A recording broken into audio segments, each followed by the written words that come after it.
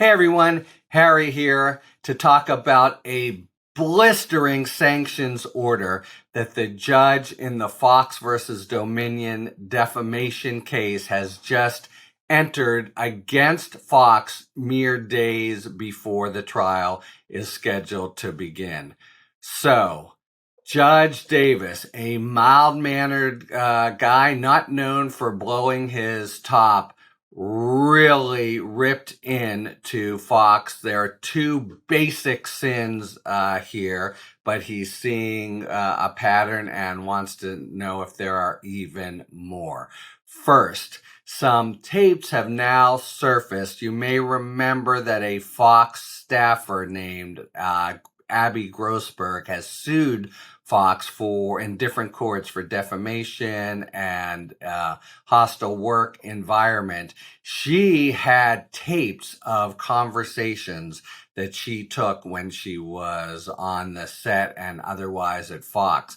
And they include sort of off-the-record conversations, including with Rudy Giuliani and Maria Bartiromo, who was her boss, that make it plain that there was, shall we say, less confidence than the public statements of Fox, including on air, made it seem about the claims that Trump and Giuliani were trying to sell, for example, about Georgia and about Dominion in particular. So at a time when Trump and Giuliani are out on the hustings saying all kinds of really incendiary things about Dominion, including basic misrepresentations of how much they're even involved in the election, we have these behind the scenes taped statements. They don't 100% contradict, but they're damn relevant, and Fox didn't turn them over in discovery. Fox had them because, and Grossberg is the one who actually came forward yesterday to the court.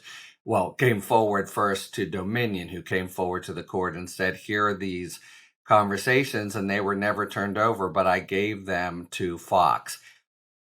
I'm struggling to gather the words for what a total screw up this is. We know, of course, that Fox has had all manner of uncomfortable or inflammatory or inculpatory revelations in the depositions in discovery that have come out. So you have them and their folks in their workaday emails saying all manner of statements that show that they very likely knew that the big lie was just that. But lawyers then come in to defend the case, and the main lawyer here is one of the most well-known in the country. And for the lawyers, these very high-level respected lawyers, to make this kind of discovery screw-up and not turn over basic material. I mean, the immediate supposition is they would have done it on purpose, but man, any lawyer worth his or her salt, this would be risking their license. So you think, maybe it was just a screw-up, which is what their lawyer, Dan Webb, represented to the court. On the other hand, what a screw-up. I really want to emphasize the difference between tagging Fox with these statements as evidence and the lawyers themselves having this kind of discovery abuse. And it was of two kinds, by the way. So first, there's the failure to turn over this evidence for that Grossberg comes forward with. And there's also a last-minute revision of another very important detail. Just who is Rupert Murdoch at Fox News? They've represented to the court all the way along. He's got no formal role. He's just a sort of kibitzing grandfather here. It turns out that, in fact, he does have a formal role and a formal title.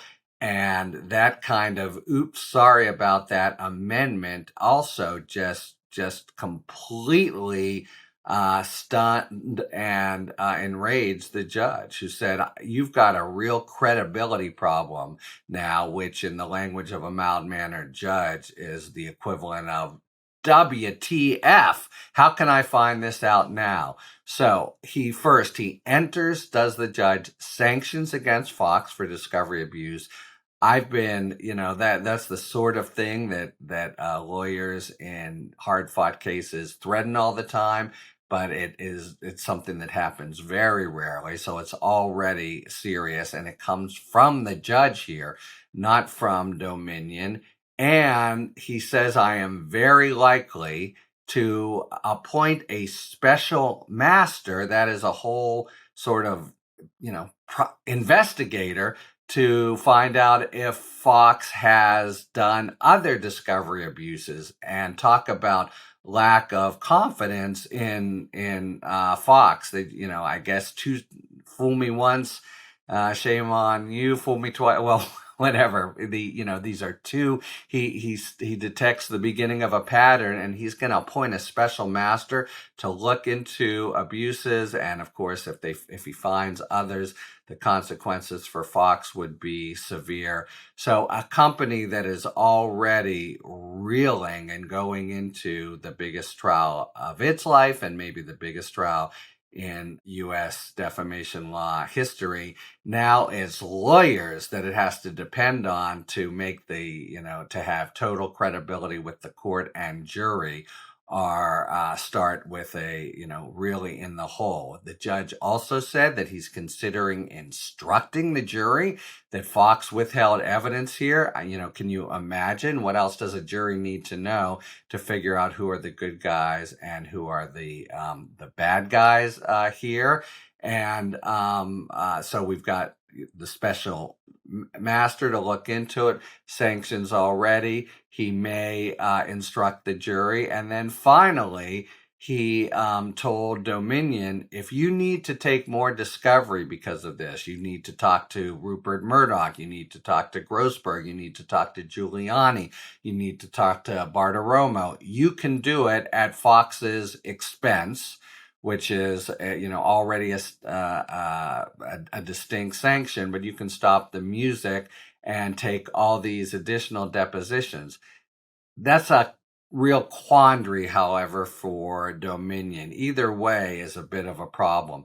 A trial of this scope and magnitude, discovery is closed a few months ago, and you have planned your trial and every sort of aspect of it. You are ready to go. And now to sort of stop things and to bring things to a screeching halt and do other depositions, which we're talking probably about a month, that's a problem, and they have a lot of momentum for going forward. On the other hand, there are certain aspects that they would want really now to explore, and that could be very fertile areas of evidence at trial.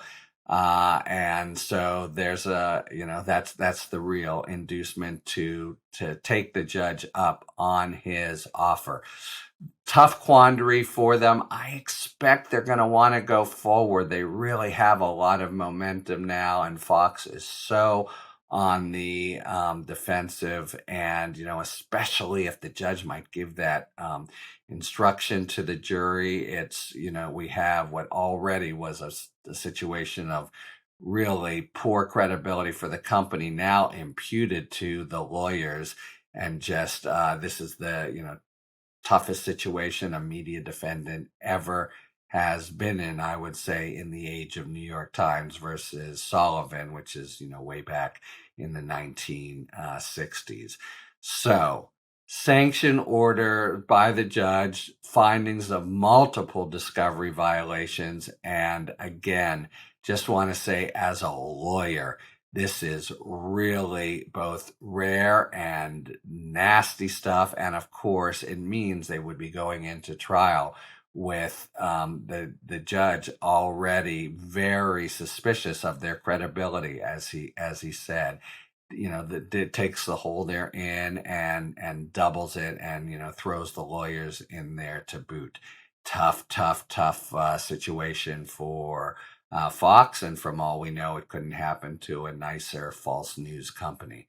All right, so we'll see if the trial starts next Monday or they take the pause. Either way, we'll be following it really closely, as well as potential consequences and ripple effects for Fox and even American defamation law. So lot to focus on going forward, and I'll talk to you later.